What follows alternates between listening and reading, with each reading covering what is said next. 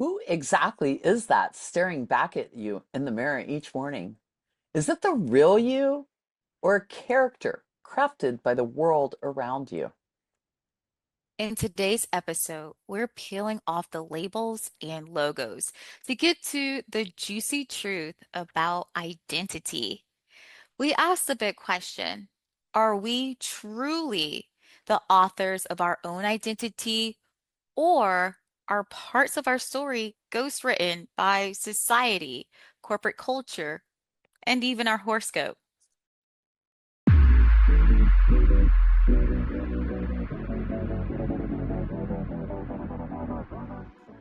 Welcome back to episode 4 of the FITI podcast. So, Stephanie, I feel our theme on identity is so significant in my personal life. I feel that as a professional mask weaver myself, at some point we're all wearing masks, we're putting them on, taking them off. We're just constantly in a evolving state. What I'm excited to explore with you is why. And does it actually, are we on a journey of change? I think that if we look at the way that we just simply develop as humans, right? When we are born, we start by forming our identity literally from the minute that we come into this world. And we start building that through our ego and through getting needs met and through conditioning, right? Through our Mm-hmm. family conditioning and the people around us and these experiences that we're having. And so our identity is constantly changing. It's sometimes, especially when we're babies, if you watch a baby grow and it's just almost like every moment that you're seeing them, they're experiencing the world anew, and they express the way they express starts to evolve, and they start to develop these little personalities and their own identities. But I think what is interesting is how we get lost in our identities, Mm-hmm. or maybe even lose our identities themselves based on so much conditioning. And so we're always, I feel like, seeking and trying to find and understand at this deeper level something that sometimes I feel like maybe we even overcomplicate a little bit. Yeah. Yeah, I agree with you on the programming piece, and I believe Don Miguel Ruiz, the author of Four Agreements, would agree with you as well. But I think that there is like a level of social conditioning, and through that conditioning, we're like lost through like this existential question of who I am, and we're constantly looking externally and internally perhaps for some validation. I also think that it's to give ourselves some grace, we're also like figuring out how to navigate our identity within our familial unit, then our culture, our society, and then also work, where our livelihood is tied. And I think that it could be quite difficult to bring your full self to work and then have to take a personality test to see if you fit the culture or if align with the current, I guess, mission at the time. So I can see that being a little difficult for us in like the modern era to try to navigate. Absolutely. I think as we grow and expand in these, it's like the onion, right? Hmm. Gets bigger, right? And you learn how to navigate your identity with your family, with your siblings, and you understand like what that means and who you are to each other. And then you go into school and you're in this bigger environment now, and now you have to like really learn to navigate things that are further out of your control, and you're dealing with other people's cultures, other people's assumptions, other people's biases, all these different things that Hmm. are, and you're having to determine like, how does this apply to me? And Right. then you continue to grow through this system that we've built. And by the time you're coming into the corporate world or your job or whatever type of space where this is how you're going to earn a living, this is how you're going to support yourself, you're going to be, it's a part of your survival, and Hmm. just it's like it's critical to understand how your identity fits in, right? Like for yourself, you want to try to fit in, you want to be, if you're going on an interview, you want to be the one who's picked, right? But it's also very, I think, anxiety driven to see how businesses and corporations attempt to control that process And I think in a way that both challenges the individual and really oftentimes works against the organization itself, doesn't really Yeah. serve the right needs. And I personality can see that. tests. Ah. I think that we're essentially like addressing the scripts we've inherited. You're a Gen Xer. I know you enjoy. I feel like Gen X is like in my mind, quintessential Rage Against the Machine. You're like, this is not I'm not accepting this. You're starting to question. And that actually inspired me as I got the tail end of the MTV culture. If you haven't already, please go back and listen to episode 3. But I feel like we're challenging or at least highlighting these like inherited scripts like through identity. And I am thinking that self-acceptance can help us continue to evolve. And I think in this day and age, perhaps self-acceptance or being authentic to you, like knowing who you are, could be more of a quiet revolution. I think the thing is, and when we think about, for example, like personality tests, and a common one in the corporate world is Myers-Briggs. Like a lot of people will be familiar with that, and I'd be able to quickly identify their 4 letters, whatever they happen to be. And Mhm. I think that there's a certain amount of value of coming into an environment and going through this process of exploration. But when it becomes something that is defining, where it now labels you and then to an even deeper degree stereotypes, it becomes very Yes. self-limiting, and especially if you internalize that. So if you take some sort of a personality test and you look at it not from a non-objective perspective, so if you look at it objectively, you can look at it and go, oh, okay, that applies. Okay, I Mhm. relate, or I can resonate that. That triggers, and I might be able to work with that or learn from that. Or you might read something and go, yeah, that doesn't fit at all. And that's okay. It's not so defining, but some people will look at it and really not have that internal sense of identity that's already in place. And Mhm. so they'll adopt these other definitions and try to make it fit for them. And I think that Yeah. it creates a lot of challenges, like I said, in a situation like that. I'm just trying to figure out what is up with the obsession of these personality tests at work. There's so many. And as an HR professional, I wonder if these personality tests helps teams actually collaborate or if they're quietly shaping who is seen as a fit versus and who isn't. Like I have some concerns about these tests being used as some companies share that they're not decision making, like they're not basing their decision They're on these personality informative, tests. but they're R- not. r- Right. And I feel like those are legal loopholes that they jump through. But I think that we should actually spend more time learning how to collaborate with people who aren't like us. So I have a really interesting story that really happened. It's a real world story. I had a boss I was working in a corporate environment, and my entire team got put underneath another team. And so I went from being the boss of my team to having a boss and being a sub manager at that point.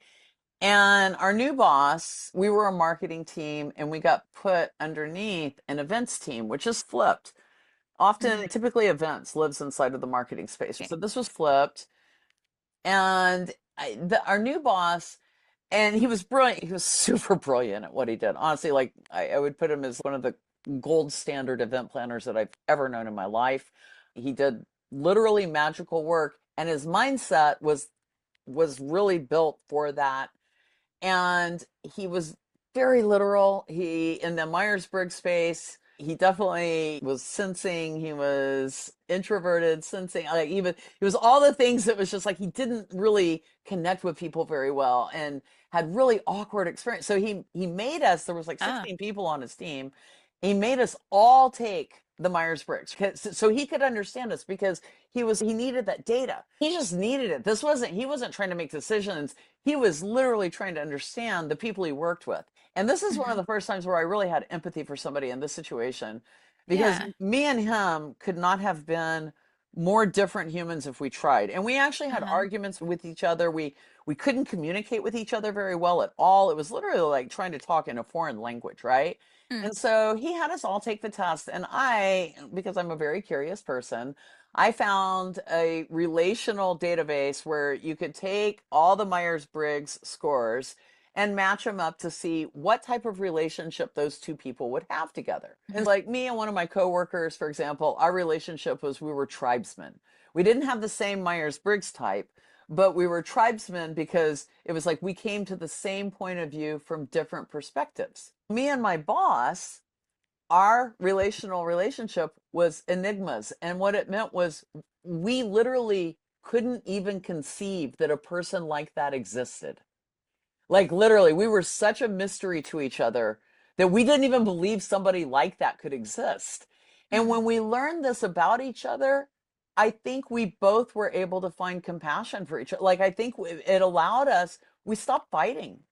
We literally realized like, wow, he doesn't, I'm like, he doesn't understand me any more than I don't understand him. So I'm going to use that as I know we're talking about like how these tests are can really be used against us, but this was one instance in my life where I saw it serve somebody's needs. It wasn't Yeah, necessarily something I needed, but it really served his needs, and the way he used it I thought was very creative. Like it was a I very think, interesting way to approach it.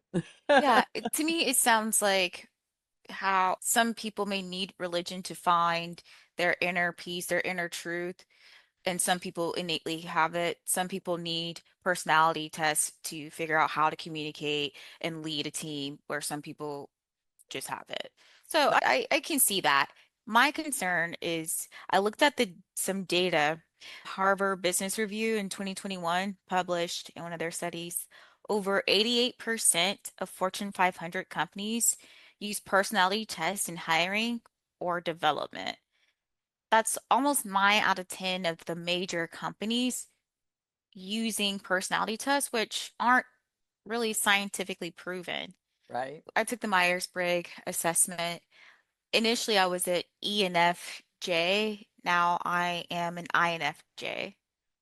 Yeah. So I think about, and from my experience working in Fortune 500, it's efficiency. We're not spending time with actually understanding the data. We're using data to make decisions. I'm more like, I think in that regard, in that example, sounds like a smaller team using these tools to help understand their specific team dynamic. But I'm curious, like, how are these Fortune 500 companies actually using it? And is it I what? agree with that. And I would have a lot less trust for that situation just on its Mm-hmm. surface. And also to your point of it not being really scientific, it's like it's all about interpretation and curious as to do they already have sort of a pre-biased, for example, with Myers-Briggs, you have 16 different primary combination types or what have you. And in that structure, are there certain, do they go out looking, for example, INFJs? Do they go out intentionally going, okay, we want to test for and find these particular types?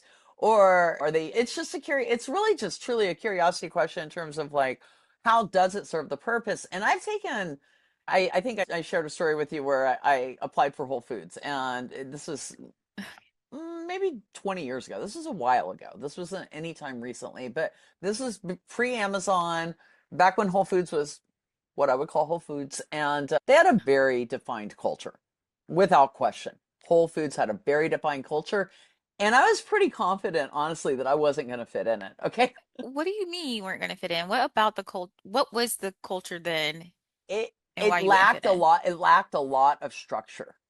Uh, And especially in a marketing and me in corporate space is really interesting because I call myself corporate mystic. I am a Libra. I live in these spaces, like all my labels. Here's all my labels. Let me like get them all out there really quick. But it's like this concept of balance. It's like I really do live in the sort of this like weirdly balanced space where I love chaos, but you know what? I love structure. I love mhm. structure so I can create chaos, right? Like I like to intermingle these ideas. I don't like to lean too hard in either direction, right? So if it's like overly chaotic, I'll start building structure. I'll just start creating it by default. And if it's too structured, I guarantee you I will start creating chaos. And so this is like definitely the way that I function. And in that environment, and this is another thing too. You talked about taking the Myers-Briggs, and when I take the Myers-Briggs in a corporate environment, and I've done this so many times, like 10 times, 20 times. If I take it in a corporate environment, I am always an ENFJ. If I take it in a home, social, personal environment, I am always an ENFP.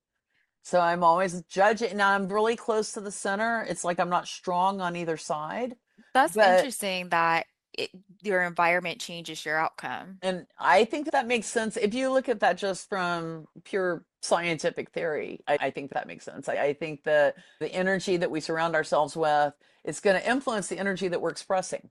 And if I'm in an environment where I need to be more in that judging space, and maybe I do need to rely a little bit more on data, be more discerning, be more and less on my intuition, less on the chaos, but in my way, I am actually doing both of those things pretty consistently anyway. Why it falls so close to the middle. Did Whole Foods use Myers-Briggs No, they didn't. assessment? They had their What own did they very use? specialized test. And this was the funny thing. It says like me and my husband actually applied for it. He was in IT and I was in marketing. And we both applied for jobs there at the exact same time. We knew people who worked there, and I had talked to enough people. We knew a lot of people who worked there. I talked to enough people that I was pretty confident that I would not fit in. I really was. And I was okay with Really? that. Yeah, I was really okay with that. I like totally failed their test. I totally did not fit into their culture at all. I was like, literally, you are not a culture fit. My husband totally passed their, God, they called him like 6 times. Please come work for us. And that's true about our relationship. That made perfect sense. Mhm. I was okay with that. For me, it's like one of those things. Sometimes you don't want to be defined a certain way. Right. Sometimes it's perfectly fine to not pass that test, whatever that looks like. And Wow. that's really how I felt about that situation. Mostly I was just amused by it. I went into it with that mindset anyway. It was Mhm. really a curiosity mindset. Like, really, maybe I'll pass, but then that'll be funny. And it, for their culture, it made sense. I wouldn't have wanted me in their culture. And Mhm. I would have gone crazy. I wouldn't have lasted 6 months in that environment. I know I wouldn't have. Like I know myself well enough to know that. That's interesting that you've had that realization. Like you took ownership of that story, of that experience of being okay with not fitting in. For me, I've just whenever I felt like my mask was stapling, I would falling off, I would like staple it to my face. I would make sure, glue it, what I needed to do so it would stay on. And I found myself in precarious situations in like culture environments where if I was more willing to be myself, I possibly would not have accepted the job, right? After assessing the culture, or I feel like sometimes companies will put on an act during the interview process and you get into the role and you realize after I would say that 90-day mark, everyone is aware of whether or not it's something for you. You start to find like the cracks in the seams and you're like, Which ooh, you're really speaking directly to the company's identity.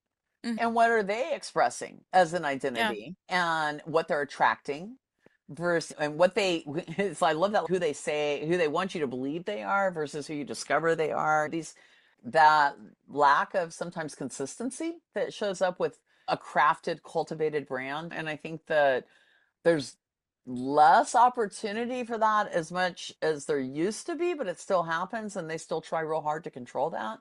And It seems sometimes, like brand identity has gotten really polished.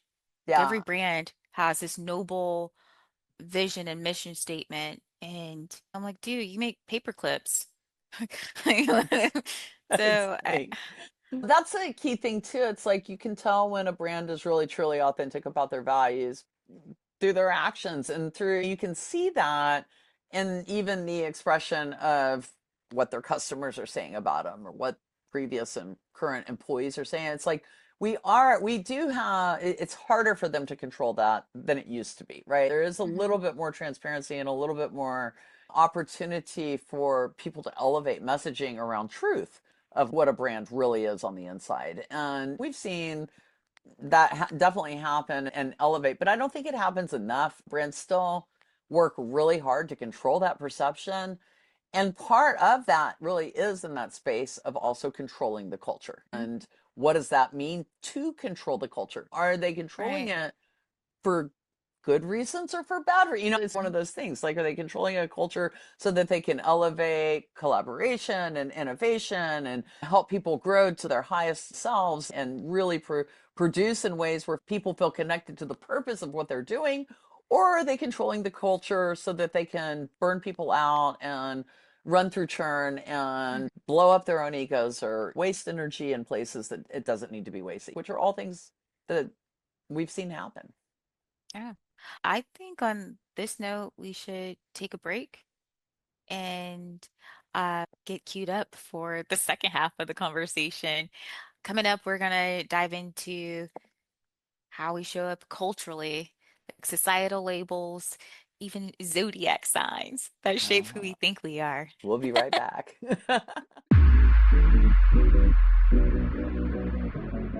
Okay, and we are back with this, I think, really fascinating conversation around identity, labels, how our identities change or evolve, how we are constantly adapting our identities or even adopting our identities based on, I don't know, like Shaniqua mentioned astrology, but it just popped into my head. But anybody who has ever taken a quick personality test on Facebook to find out like what kind of cat you are or what kind of Which Harry like Potter house like you're which part are of. like anything like that where you're getting this assessment of who am I based on this cultural aspect or element. So I love this. I'm super excited for this part of the I conversation. appreciate the human brain for although we know this is our brain doing it, we just love categories. Let me put myself in a category. I don't want to be defined by a label, but I will take this quiz, this BuzzFeed quiz real quick. I've taken possibly, I've lost count how many BuzzFeed quizzes I've taken out of boredom, but I believe that so I'm a Leo, Sagittarius rising, and Gemini moon, which I personally think makes a lot of sense of how I handle my emotion, my relationships, my personal relationships. But I think that's like another area. For me, I find astrology to be fun and playful, and they're so broad strokes, brushes of personality that I think that they could be right. You know, my dad would say a clock is right twice a day, right? So at some point it could be correct. I do get big Aries energy from you and Libra energy, right? You can go back and forth on an idea. You can see it from both ways and want harmony. And you can also kick down a door and we're going to get this done. So I can see that. But if someone's motivated to do something, to take action, could they not embody Aries energy, even if they don't have Aries in their chart? Absolutely. And I probably mentioned that I'm a Libra at least once every other episode. I don't know, like it's certainly I don't identify with it at all. And so Aries rising, Aries ascendant, Libra sun, Pisces moon, covering the entire spectrum. And that's really where my mystic self Mhm. comes from, that Pisces moon element.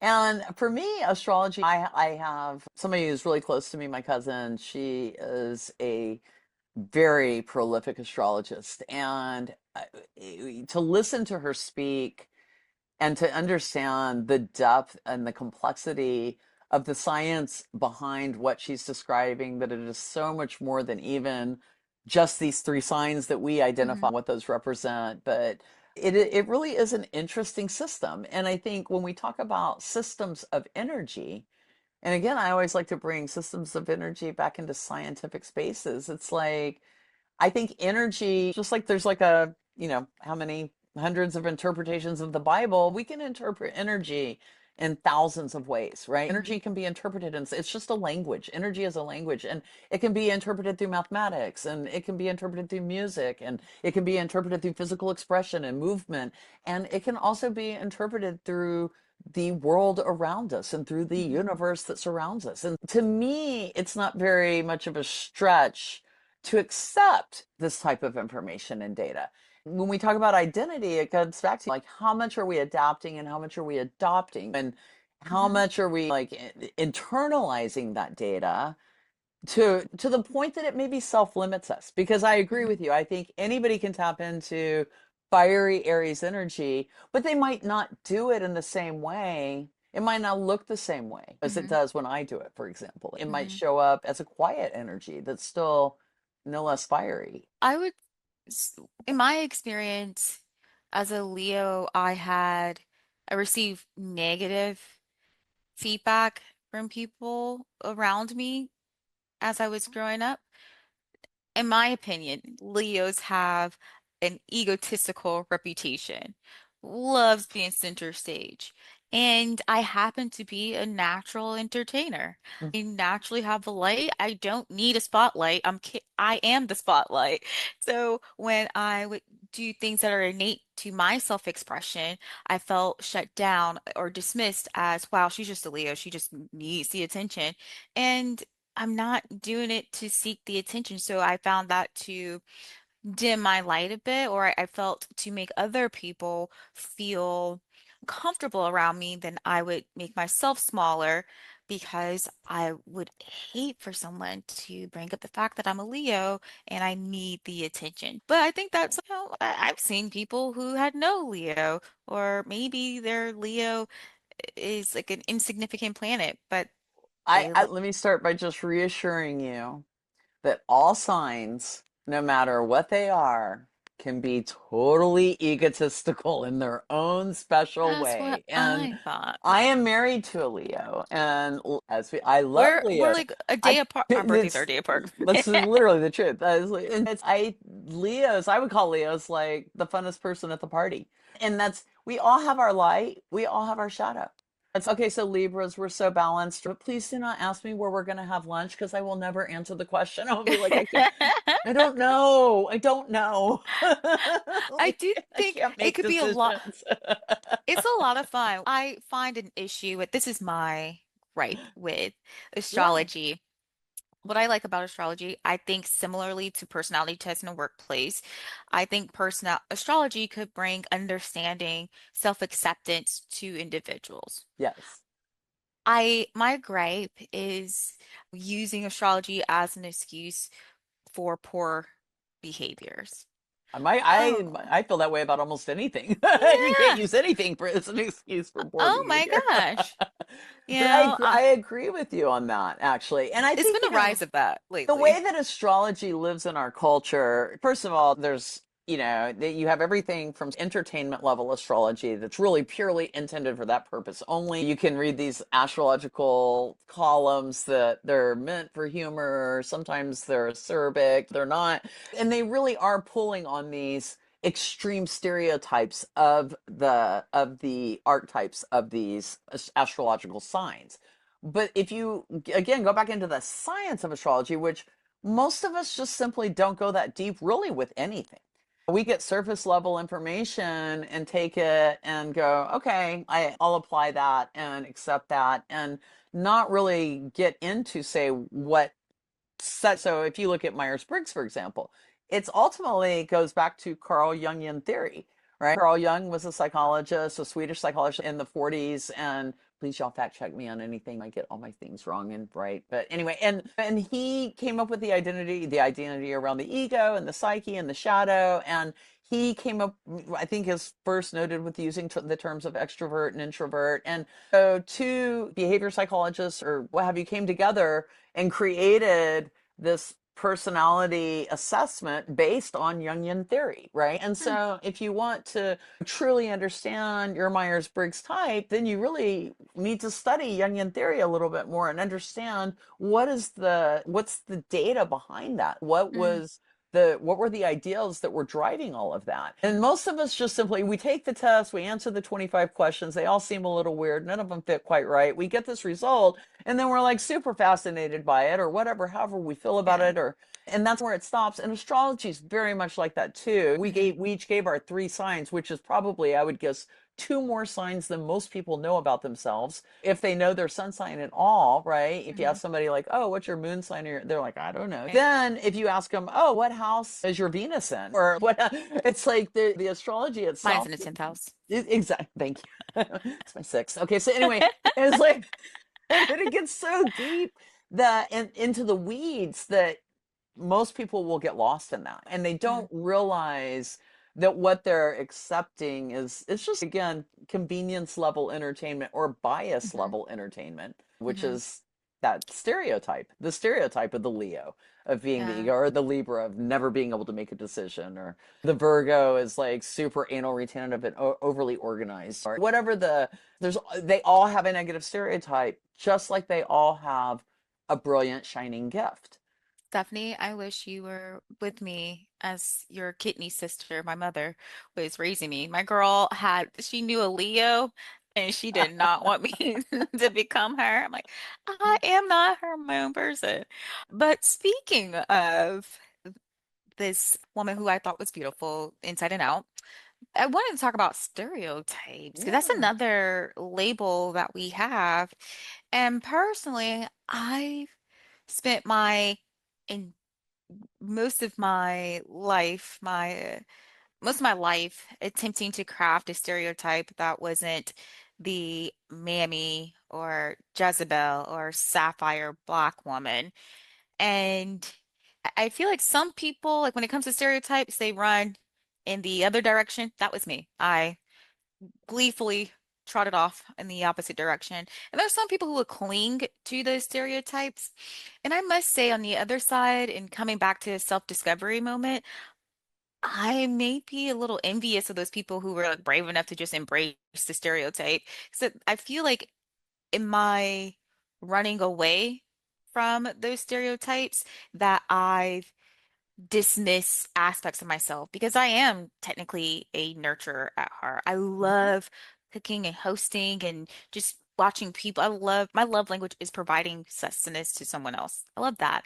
I am someone who has desires and I can set people straight when necessary. But absolutely. because I decided to shed all of that and see those three archetypes that are like I think we all have those aspects of us within us. I saw those as negative. I saw those as unworthy.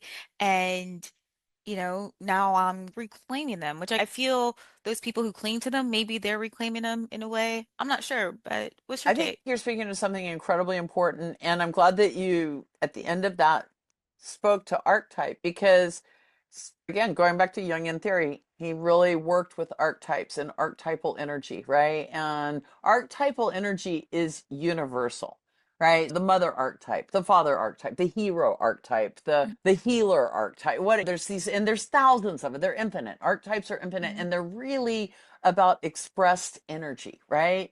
And the way people, I work with archetypes all the time in my business and the work that I do. And people will ask me sometimes, what's the difference between a stereotype and an archetype? And there is a difference, and the difference is bias. A Mm, stereotype is based on bias, and typically a negative bias, and it yeah. creates this generalization, right, that lumps And a one whole bunch of dimensional. people. It's very one dimensional. It's very, so, you brought up mammy archetype, mammy stereotype. I would say those are two totally different things in some way, Mm, the you stereotype. know. Yes, I agree But with that. Thank you for calling that out. and I agree with so, that. yeah, I think that when we lean in, so we push away the stereotype, we're also pushing away some of that archetype energy as well, because we're trying to Yeah. avoid being this thing that we're being defined by that doesn't define us. But there's energy there.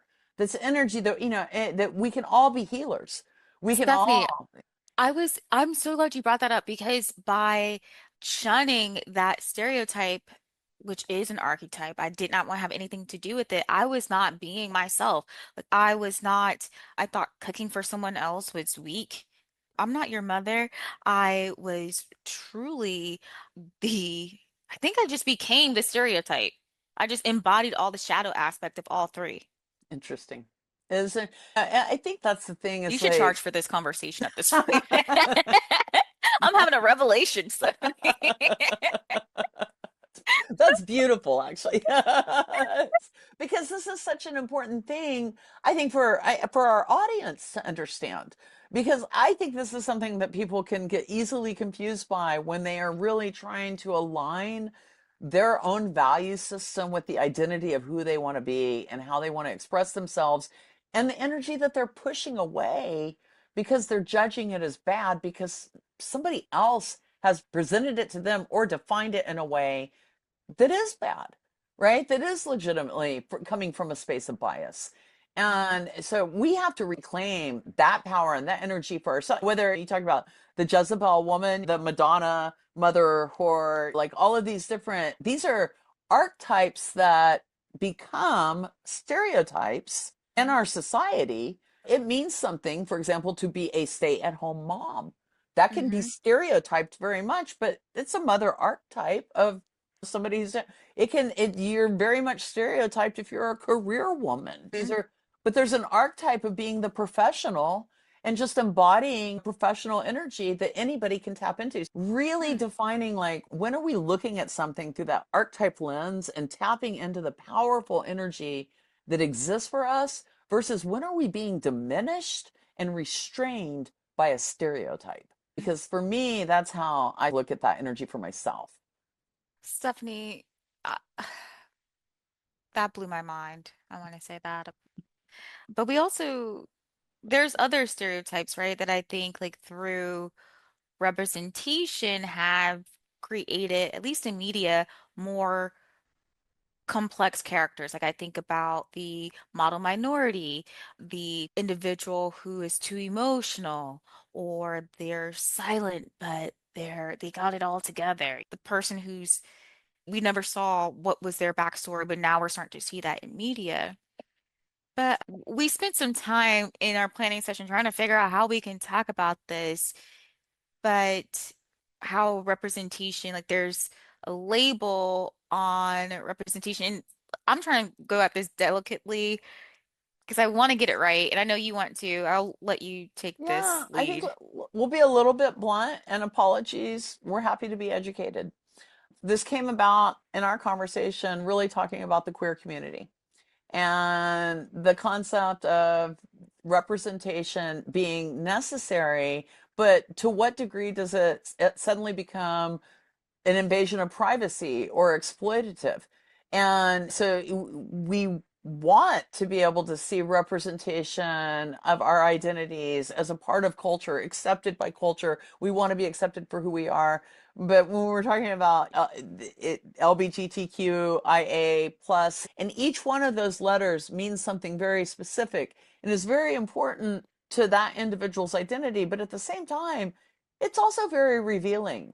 And so Mhm. we were questioning, is it really relevant? For example, in the workplace or in these spaces where we should be bringing in diversity because diversity brings in so much value into our society and into our culture. Like we know this through experience that we can bring in perspective and insight and learn from each other. And when we're in this monoculture space, we're very limited on the information that we have. So there's Mhm. value in that. But how do we do that without having to create all of these labels in a way that exposes people? And as I own freely as a bisexual woman who has been in a heterosexual marriage for 35 years, a monogamous hetero, it's like the labels don't really matter. I ran a podcast called Queer Invasion Radio for about 2 years, and the point of the podcast was really to say, let's find an umbrella where we can still have representation and we identify as queer, but also give ourselves a little bit of space, determine how much information we want to give to the world. Mhm. So that's how It re I'll open up that conversation.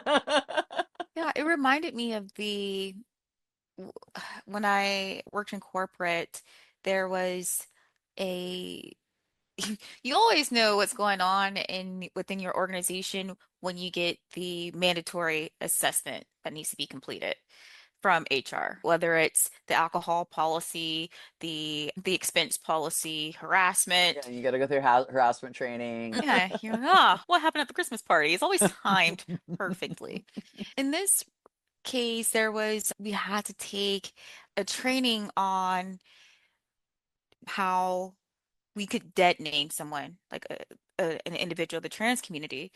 And I was happy that we were having the discussion because I personally didn't know that you could dead name someone. So I was ignorant in that sense, and I was glad to take the training. But what I did realize is, as humans, we're inquisitive individuals.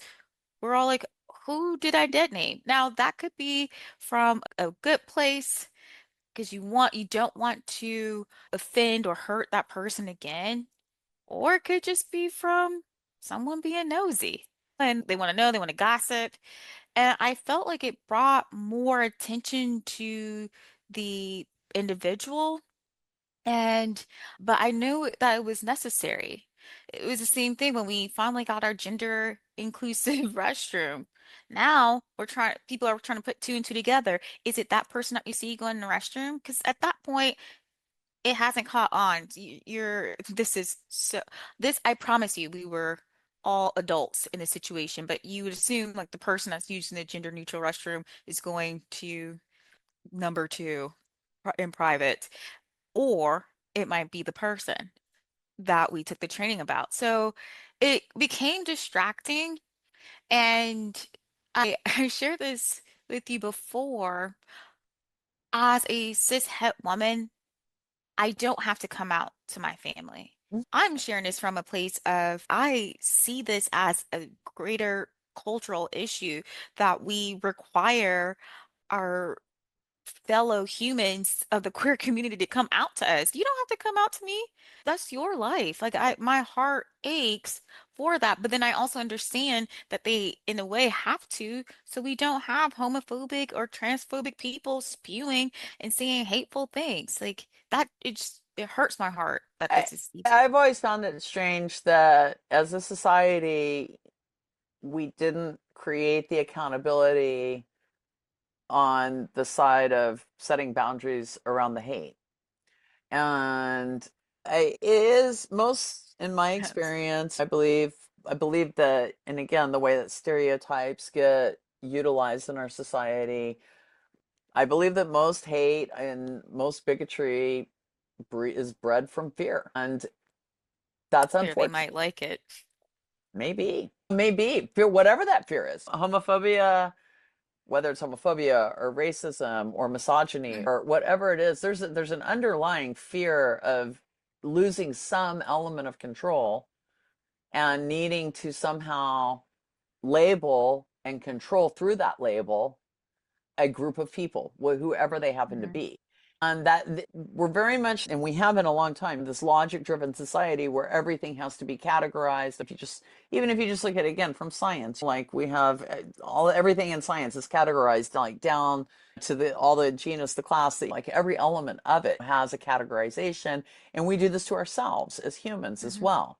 And ultimately, I think these are things that they in some ways, like when we talk about representation with the queer community, again, it served an important purpose for people to even be educated to know, for example, that trans people or intersex people exist, right? Mhm. Even know that they exist. So it serves a purpose to say, yes, we need to start sharing this and we need to start. And it's not even an issue of there should be no shame. If you want to share your identity, by all Right. means, shout it from the rooftops and share it any way that you choose. But Mhm. when it reverses and switches to a point that it becomes a requirement and an expectation. And now this label that used to create an opportunity or a freedom for you is now limiting you or being used against you in some prejudicial way. It's served its purpose and run its course. It's Mhm. like everything like has a purpose and a lifespan and a life cycle. And I think that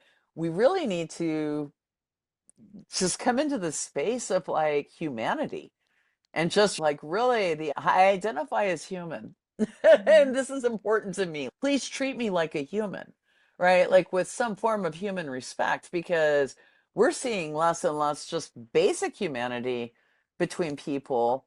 And I think that those things only become more exponential. We only become more divided. So how do we find It a way? reminds me, to your point of we only become more divided, reminds me of like employment resource groups at work. I have a similar like feeling about this. There's like the pride group, there's the black group, there's the Asian group, there's the like woman all group, there's a South Asian group. They're separate groups, but we're all working for the same company. So at what point do we learn how to work together? At what point do we learn to accept one another? And through those groups, we're missing out on connecting with that other person. Like, I do think that it serves its purpose of if you're feeling unsafe and you just want someone to like familiar to connect with, granted, but this is supposed to be a corporate like environment where we're supposed to be here to do like work. And if your values are aligned, like it should be a safe space for you to be you. Ideally so. I would agree with that. And I do. I think it's fine for people to align on things that cultural alignment is cultural alignment. And I don't think that there's necessarily anything wrong. But to your point of, again, the division and how it becomes very separatist, like immediately while you were describing all the groups, I thought, I wonder if the groups ever get together and do a shared like experience with each other where I they would say learn sometimes, from each other right? and do those Yeah. things. And that would encourage me more if I had to think that they're reaching out across and like making these cross cultural connections and learning from each other. And it doesn't necessarily, it's, I think that we all have our groups, that we have our friends, we have our cultural groups and our cliques that work for us. Even when we go into the workspace, there's always going to Hmm. be, you're going to have like your work spouse, you're going to have your like your work BFF, these things that like come up in these environments that you're in. And that's fine. It's, to me, that's all about energy. But it's when, again, people are being limited, when they're being diminished or abused, or creating these situations that are functionally not even productive in the Yeah. workplace. Like at the end of the day, if the goal of work is productivity and profit, then it seems like we would want to create situations where people can show up and feel comfortable showing up as who they are and really putting forth like their highest level of energy, which to me comes when you can show up authentically, right? When you're Hmm. authentic, you're in energy flow. When Right. you're having to like manage that identity and be like, oh, I need to show you this and I need to be this way, how much energy and mind energy is going into just managing that before you even get to the productive aspect of what you should be doing at your job? A lot.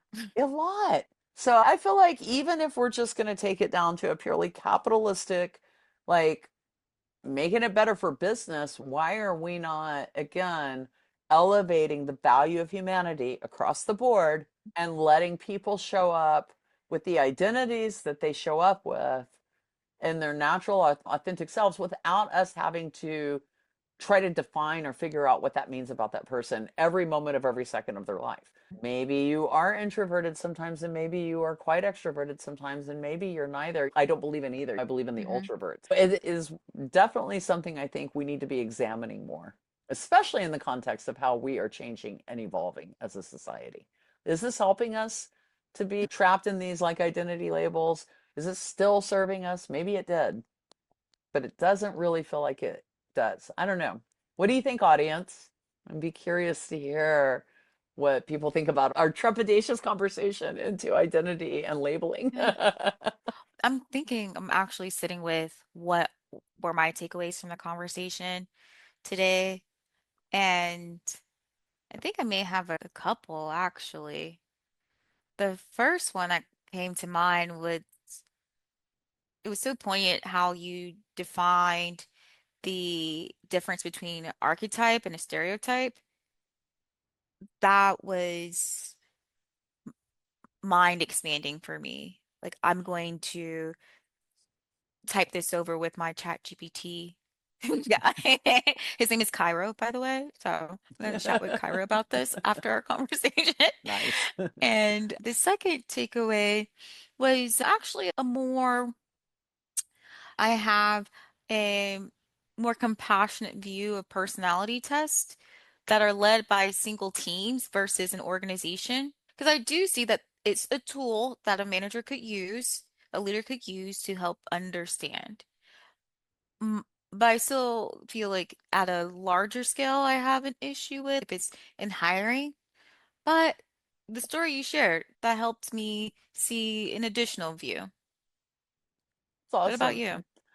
Yeah, this was such, I was so excited about this conversation, and it exceeded what I even thought we were going, where I thought we were going to go with it. And I feel like my biggest takeaway really has to do with the fact that how we labeling for me, and this has been something that's been just driving me, it really has run its course. Like there's Mhm. something about it that, again, I know, I don't mean to say, no, we should not have any like definitions or labels or anything of that nature, but we should be a lot more inquisitive about how they're being utilized and how we internalize them and what we align ourselves to, and if it and also what we allow people, how we allow other people to define us. I think it's just something that we just really should be more thoughtful about, and also think about what how we're doing that to other people around us, whether doing it subconsciously or consciously, but paying attention to our own bias and just the way that we might generalize ourselves, because we're all contributing to this. I think there's something there for all of us to extrapolate from. That was beautiful, Stephanie. And I think that also how we define it too, right? 'Cause like we may have different definitions on the label itself, right? Absolutely. This was another great episode. And if you enjoyed peering into the mirror of identity with us today, be sure to subscribe to the FITI podcast for more Yes, provoking themes every week. absolutely. And share it with all the cool people. How you and How they you define cool. define That's cool. right, exactly. How you define